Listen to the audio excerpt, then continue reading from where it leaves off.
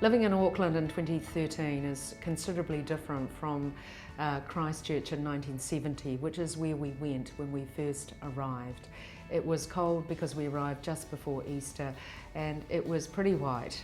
There were no other Taiwanese in the South Island. We were the first family. So it was hard. We didn't speak English, or we didn't speak very much. I only had 2 words, and we didn't know anybody, and we did not have a great deal of money. So it took a while for us to adjust and to acclimatise. Well, I found living in New Zealand pretty difficult. We had to leave our extended family to arrive here. We didn't know anybody, and it was not a very friendly environment when we first arrived. So I decided that since I didn't have a choice about being in New Zealand, because this was a choice my parents had made, and clearly as a child with no money I was not going to be able to return to Taiwan, I wanted to make sure that we made a difference if we were going to be here. And as you know, succeeding is not just about skills, it's not just about hard work. You have to really want to, because all success requires great perseverance. Nothing I have ever done of any value has been easy. It's all been hard. So I have found that determination to succeed and to show people that actually a person like me can also make a contribution to this country has been a valuable assistance to me. It hasn't necessarily always been a disadvantage.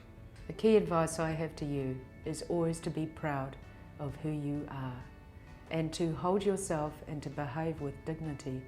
You cannot control what other people do, but you can control your own actions. And just because people don't treat you with dignity does not mean that you should not behave with dignity. I started to succeed when I stopped trying to be somebody else. I was desperate to be white. I wanted to be male. It seemed a lot easier to me. But when I embraced who I was, that I was a Chinese woman, then I found my own self and my own voice, and I found that I had a lot to contribute.